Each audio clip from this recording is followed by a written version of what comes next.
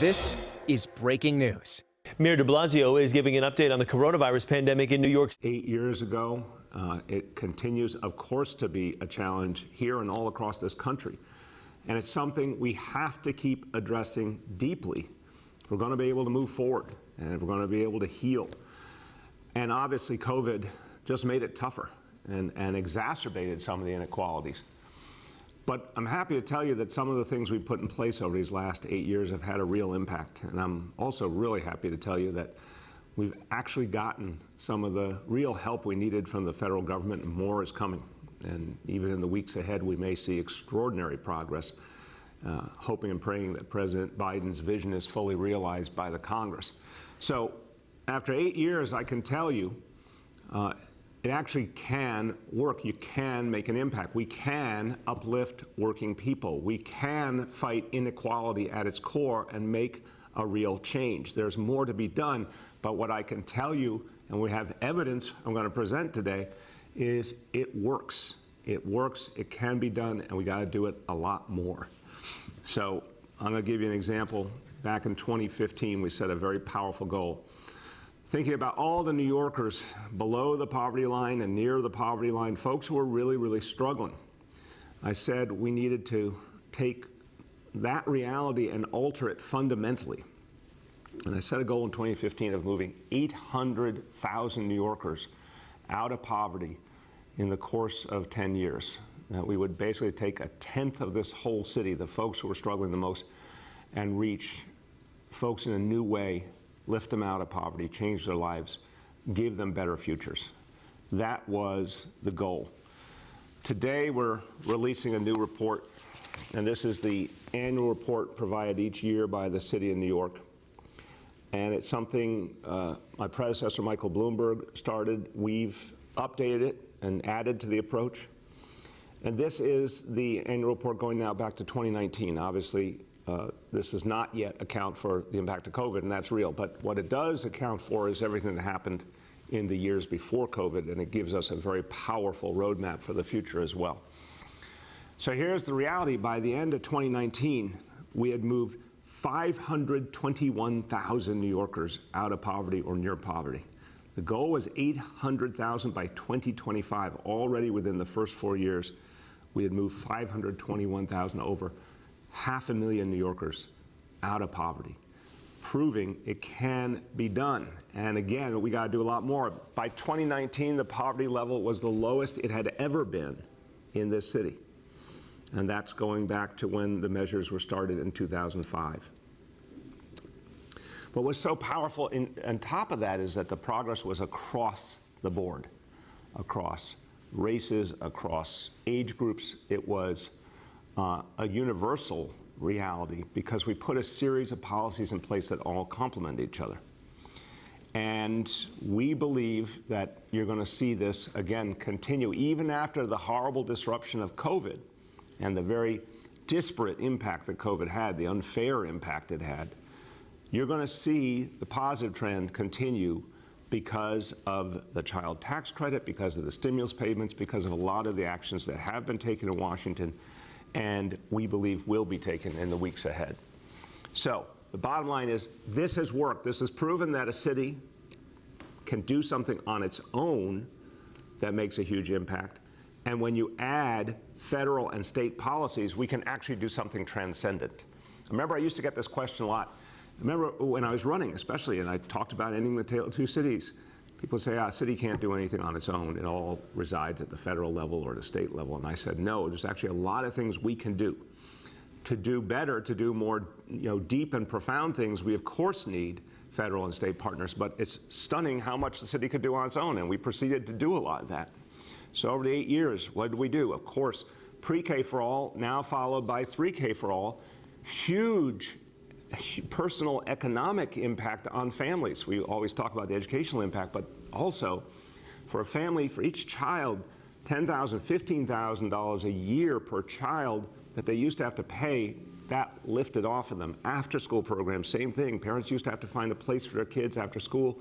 All the after-school programs we put in place took away a financial burden. Summer youth jobs brought income into families, paid sick leave, made sure people kept more of their paycheck even when they were sick. Affordable housing, obviously. We're going to be at 200,000 apartments that were built or preserved. Well, for those families, that's over 500,000 New Yorkers who are reached by that affordable housing. That's changing their reality. That's lightening the burden. All the things we've done to improve the rent laws, yeah, we went to Albany and fought that fight, and we succeeded. But also what we did to improve our rent guidelines board and make sure that rent increases were more fair. All of that put money back in the pockets of working people. And of course, the long fight we had, and we won, started here. We won in Albany, the $15 minimum wage. All of these things contributed to these profound changes, and they're great examples of where we have to go in the future. Now, the Independent Budget Office did analysis recently. I want to thank everyone at Gothamist because they focused the IBO on these issues to get the facts. And the IBO is a scrupulously independent organization, and Gothamist is obviously a thoughtful, critical media outlet. And what they found independently was that New York City was bucking the national trend on income inequality. Income inequality has gotten worse and worse in the United States. It's a dangerous reality for this country. It's part of why we're having so much division in this country on a political and societal level. But what the IBO proved was that New York City was going in the other direction through the policies we implemented. That for the bottom half of income levels, for the New Yorkers who are making the lowest incomes, their share of income distribution grew between 2014 and 2019. So the folks who were struggling the most started to get more income. And that is the very definition of addressing inequality. So that was powerful, but we now have additional details on how these policies, a range of policies, had an impact. And this report we're putting out as well, and the title says it all, The Tale of a More Equal City. We got a long way to go, and everyone knows it. But what this report affirms is that these policies can make an impact and that they give us a good roadmap for where to go from here.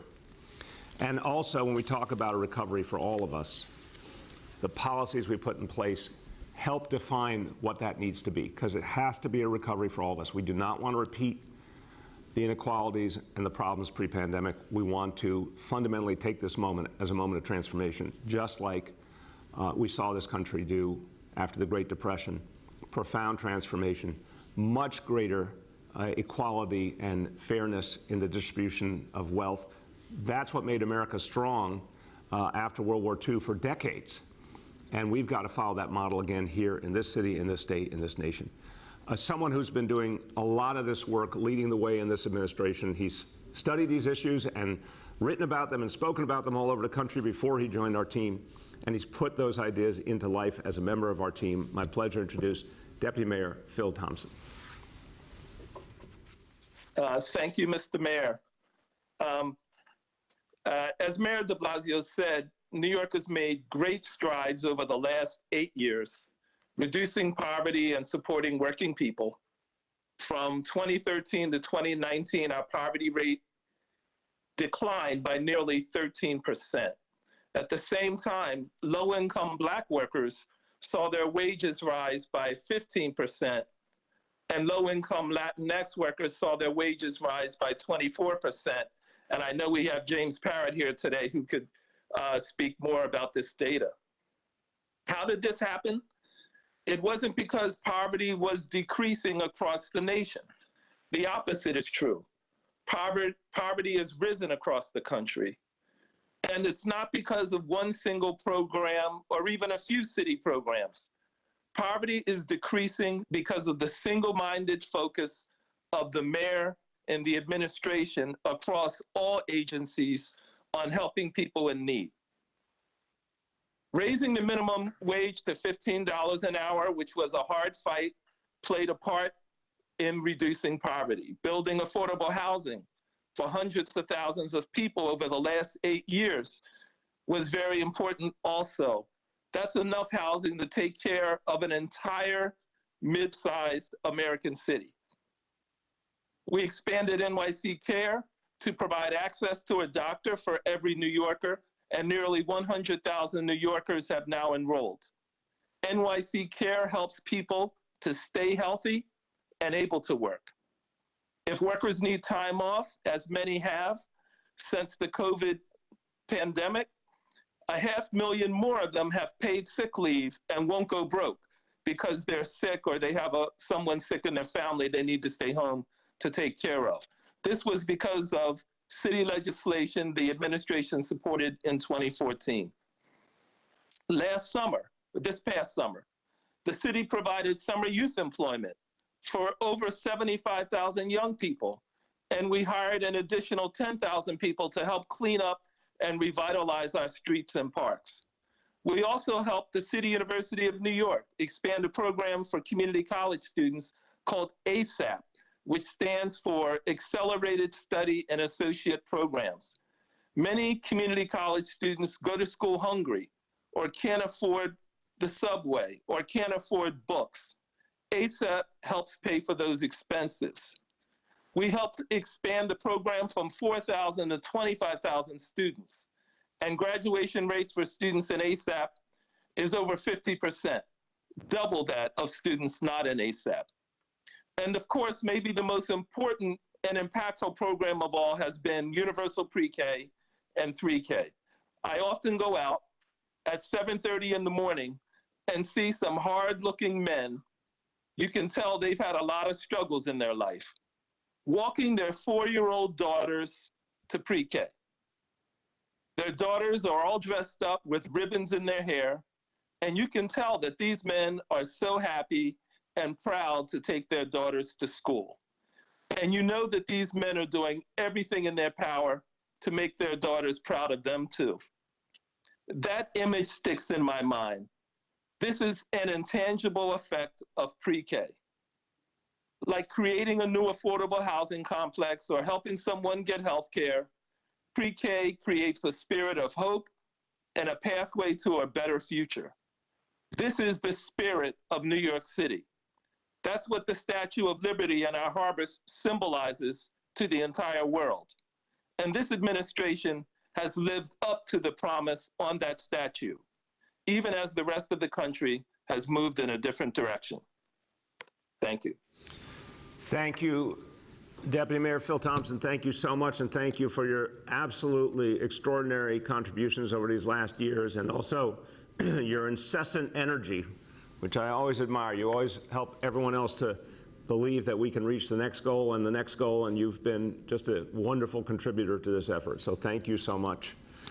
And perfect continuity here, I want you to hear from someone who helped us from the beginning of this administration to build some of the most powerful elements of what we created. Of course, he is well known for his extraordinary role as one of the key architects of Pre-K for All, and then 3K after that.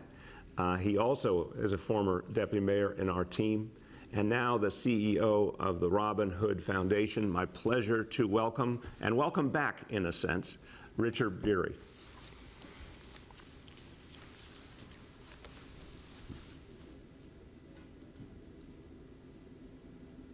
Let's try that again.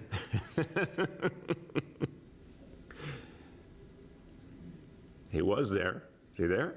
Keep going. We'll get him back. Okay. That's all right. It's Monday morning.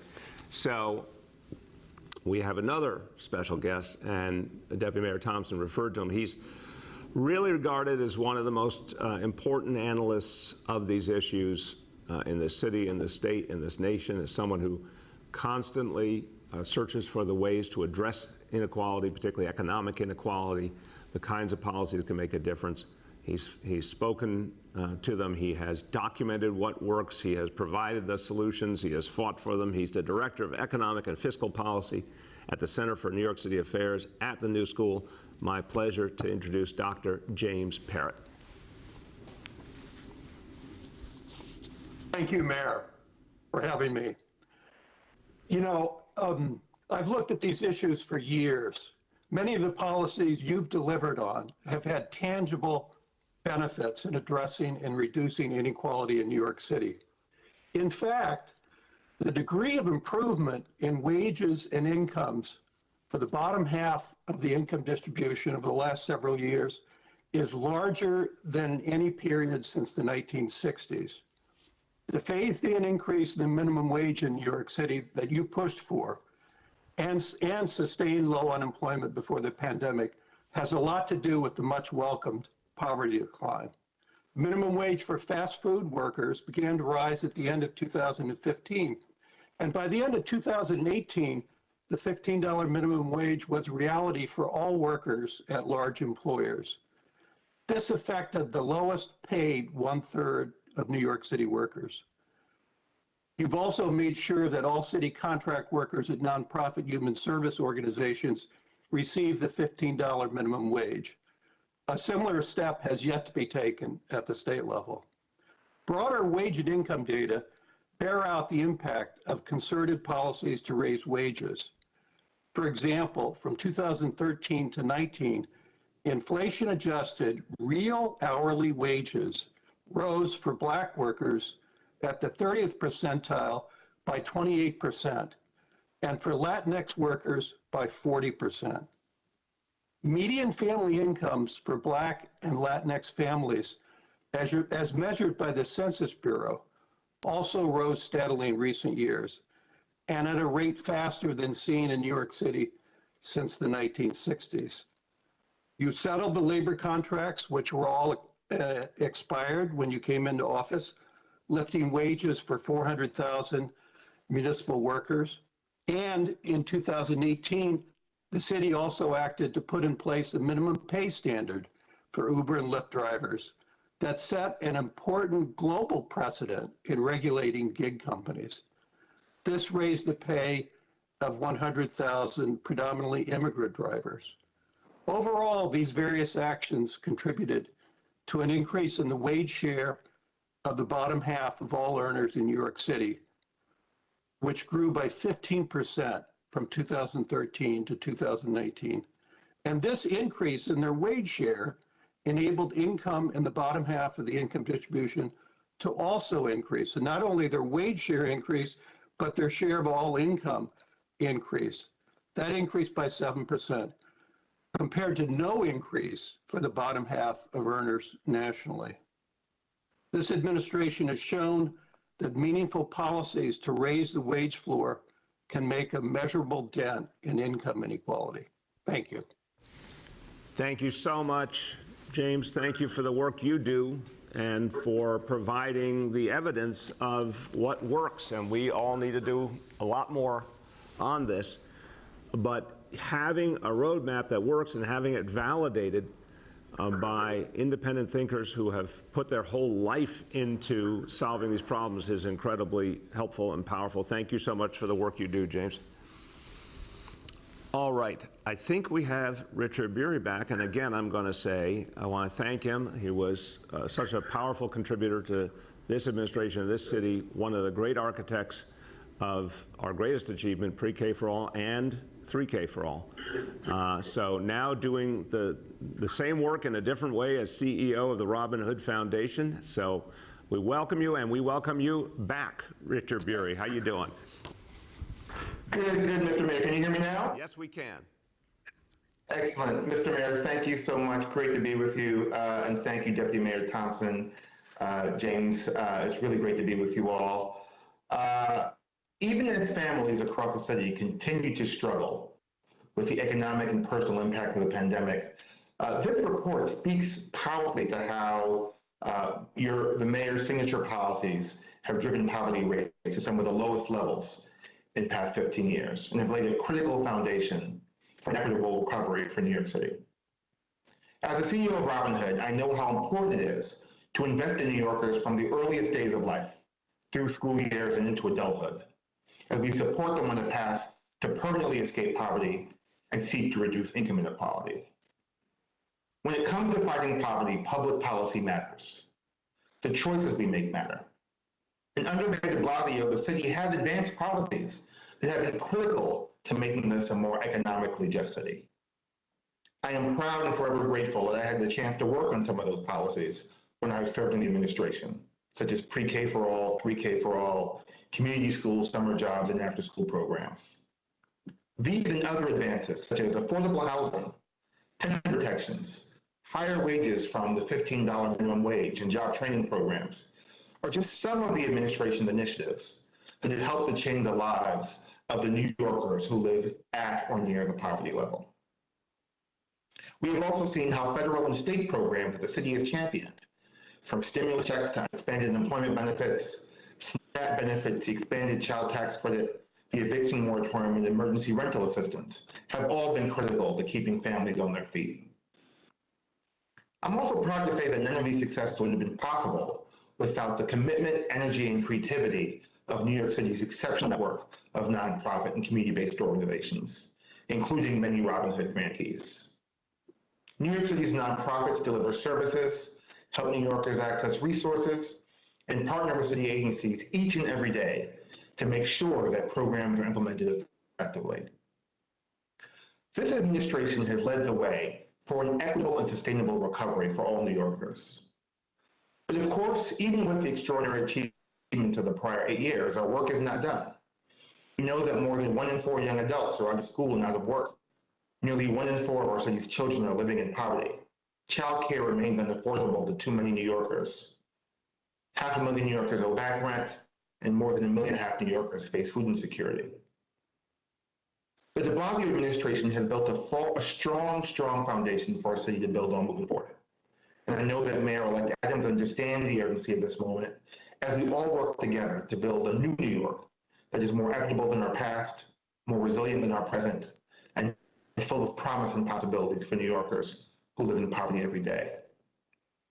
On behalf of Robin Hood and all New Yorkers, I want to share my sincere appreciation for the leadership and commitment of Mayor Bill de Blasio, as he has worked tirelessly to end the tale of two New York cities. Thank you. Thank you so much, Richard. Richard, listen, stay there for a second, because first I want to say thank you. You contributed so much to the city here in this administration, and now you are building upon that work deeply at Robin Hood. But I also think the people of New York City need to understand. Now, I'm watching the screen. Is that a bow tie? Because I'm trying to understand your fashion sensibility here.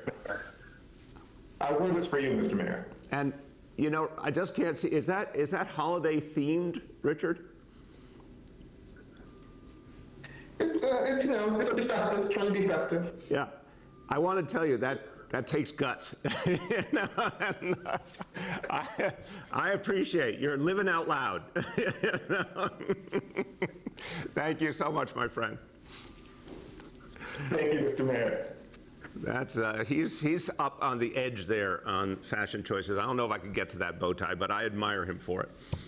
All right, everyone. Look, so we're talking about, as always, a recovery for all of us, and really today we're being very explicit. It has to be for all of us. And the way to get there, the foundation in this moment, as we're still fighting COVID, is of course vaccination. And it's very powerful to recognize tomorrow is the 1-year anniversary of vaccines being available for the people of this city and this country. It's extraordinary. 1 year ago, as of tomorrow, Sandra Lindsay, that famous moment, a nurse from Long Island, got the first dose in this country, and then proceeded to make very powerful and moving comments as a healthcare provider of why everyone needed to recognize it was time to get vaccinated. We've come a long, long way. It's been a year, and we've come a long way since then. Now, to give you perspective, at this moment a year ago, 0% of New Yorkers were vaccinated. It is literally, we were waiting every day, every hour for the vaccine to arrive. 0% as of this day a year ago. By mid-August 2021, 60% of New York City adults had had at least 1 dose. So in a very brief time span, we saw a lot of progress. But we knew we had to go much farther, and we saw things were lagging. We had to supercharge our efforts. So we added incentives and we added mandates.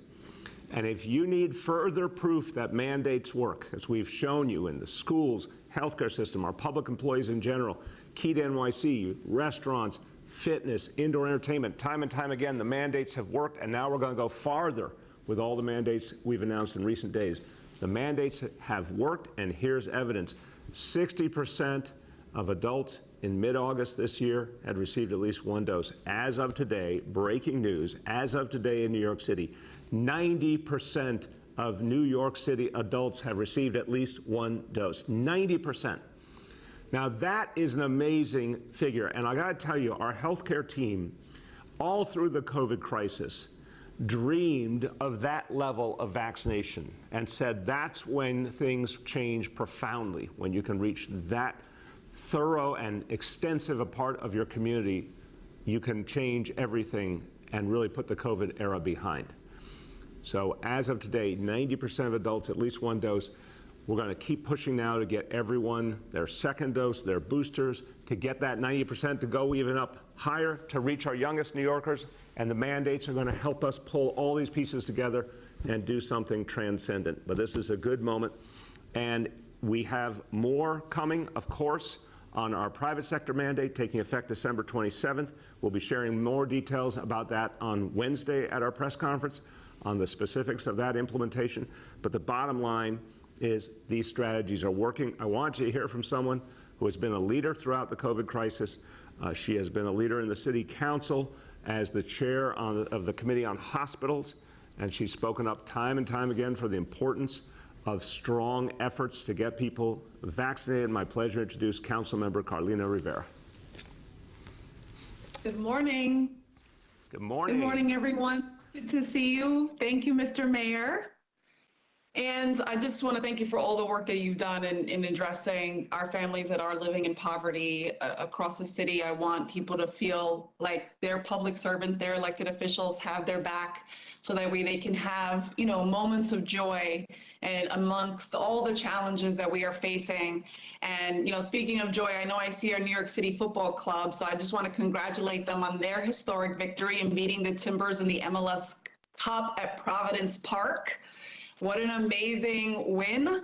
And of course, speaking of celebrating 90% of New Yorkers who now have at least one dose of the vaccine is such exciting news. I'm prouder than ever to be a lifelong New Yorker, to be someone who loves this city very much. Good morning to everyone. For those of you who don't know me, I'm Carlina Rivera. I'm council member representing District 2 on the east side of Manhattan, and indeed the chair of the Committee on Hospitals. I want to thank all of the hospital systems for their tremendous work. And I'm honored to join you here this morning in celebration of 1 year of vaccine availability in New York City. I think I speak for all of us when I say we remember that morning very clearly, December 14th of last year, when critical care nurse Sandra Lindsay made history as the first person in the nation to receive the COVID-19 vaccine. And later that same week, vaccines were available to New Yorkers at all New York City health and hospital facilities citywide. And New Yorkers were finally able to take comfort in the belief that help was on the way.